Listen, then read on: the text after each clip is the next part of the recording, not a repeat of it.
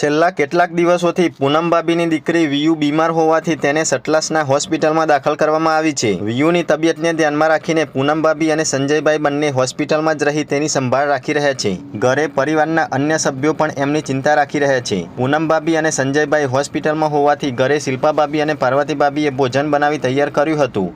આ ભોજન mummy papa અને રાકેશભાઈ દ્વારા હોસ્પિટલમાં લઈ જઈને પૂનમભાભી અને સંજયભાઈને આપવામાં આવ્યું હતું। સાથે જ તેઓ વિયાંશીની તબિયત વિશે ખબર લેવા માટે પણ હોસ્પિટલ પહોંચ્યા હતા। સારી સારવાર અને ડોક્ટરની દેખરેખ હેઠળ હવે વિયુની તબિયતમાં સુધારો જોવા મળી રહ્યો છે। તે હવે ધીમે ધીમે ચાલવા લાગી છે અને હોસ્પિટલમાં જ રમતી પણ જોવા મળી રહી છે, જેના કારણે પરિવારજનોને ઘણો રાહતનો શ્વાસ મળ્યો છે।